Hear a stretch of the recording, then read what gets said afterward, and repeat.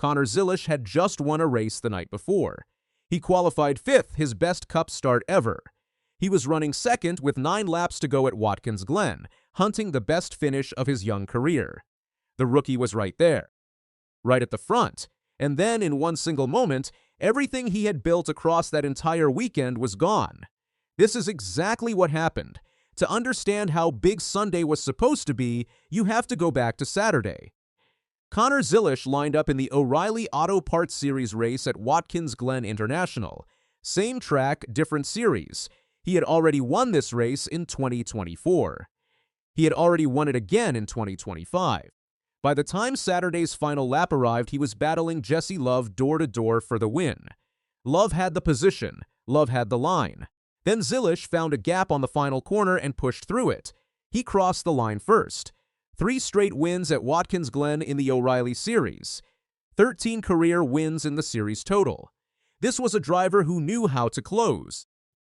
He walked into Sunday with momentum, confidence, and a track that he had just proved he owned.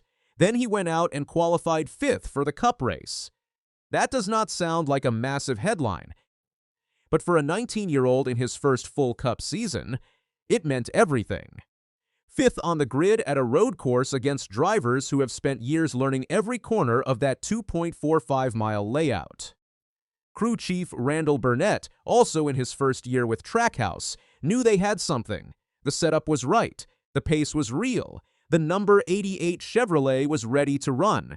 Green flag dropped, and Van Gisbergen jumped straight to the front. He led by 2 seconds within the first 10 laps.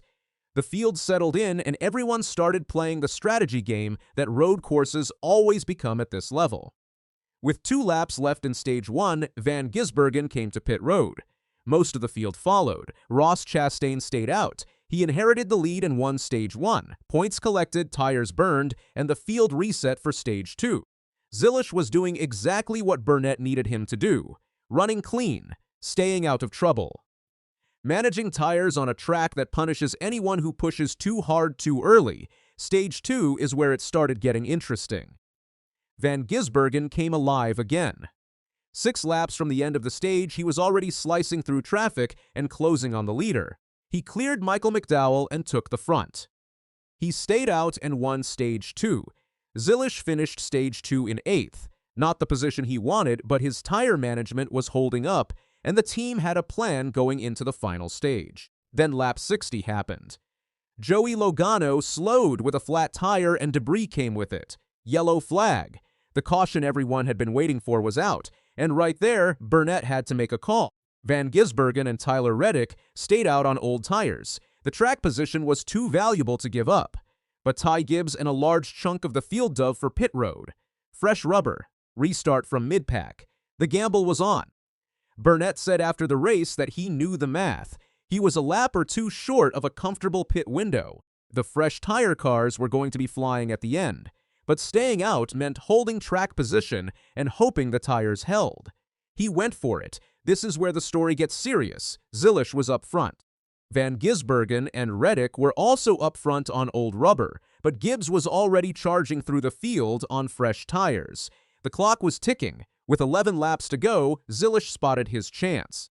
He dove inside Gibbs going into the bus stop chicane and pushed hard for the lead. They went door to door. Zilisch had the angle. He had the nerve. They fought for the space and Gibbs held on by inches. A 19-year-old rookie had just attacked the lead with 11 laps left at Watkins Glen in a Cup race. Take a second to sit with that. While Zilisch and Gibbs were fighting, Van Gisbergen was coming. With 10 laps to go, SVG moved into 3rd. He was 3 seconds back and closing fast. His pace was something else. The veteran road course specialist who had already won 2 stages that day was not done, 9 laps to go. Van Gisbergen moved to 2nd, and right at that exact same moment, Connor Zilisch felt something wrong. The right front tire went flat.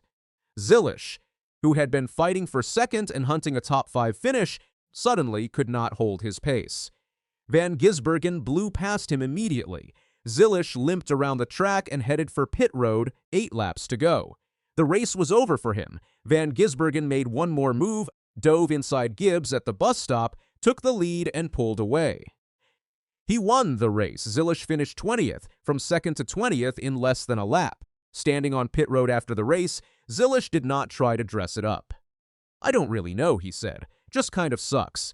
I feel like I did almost everything right today that I could. But yeah, it just goes like that sometimes. So yeah, I'll keep my head up."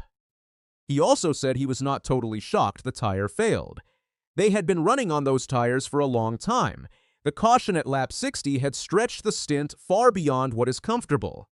But knowing something could happen and watching it actually happen are two different things. "At worst, I was going to finish inside the top 5 probably and have my best day in the series by far," he said. "I don't think I could have beaten Shane, but yeah, it's just frustrating when you're so close." He also added one detail that most people missed. Even after the tire blew and he came to pit road, he still went back out and set the fastest lap of the race. His 95th fastest lap in the series. The team was not done. Even with the result gone, they were still competing. Crew Chief Randall Burnett was honest about where the program stands and where it is headed. "This deal's hard," Burnett said, "and he's certainly taking his rookie licks this year. We've had a lot of stuff go on, and it's kind of buried us this year, and he's handling it really well. The whole team's handling it well. We know we've got a whole lot of potential. We've just got to have a couple things go our way and get a good finish from these days to show what this team can really do." That is not a crew chief making excuses. That is a crew chief who knows exactly what his driver is capable of and is telling you that the results do not yet match the speed. Connor Zilisch came into this weekend ranked 33rd in Cup Series points. He left ranked 32nd. One spot. After everything that happened, after qualifying 5th and running 2nd in the final stage, he gained one position in the standings. That tells you everything about how hard this season has been. His best finish in 2026 is 14th, picked up at Circuit of the Americas back in March. He is 19 years old in his first full-time Cup season. Trackhouse Racing is a top team. The resources are there. The talent is clearly there. Sunday proved the car can run with the leaders at a road course. But NASCAR does not give out points for potential. You have to finish. Remember what we said at the start. He had the speed, the strategy, and the position. He built a perfect Sunday from the moment he crossed the finish line on Saturday night. He did nearly everything right. And that is exactly what makes this story different from just another bad race. This was not a race where Connor Zilisch was lost in the field. This was not a race where the setup was wrong or the pace was not there. He qualified 5th. He attacked the leader with 11 laps left. He was running 2nd inside the final 10. He did not get a top 5 because a tire went flat. That is it. That is the whole story.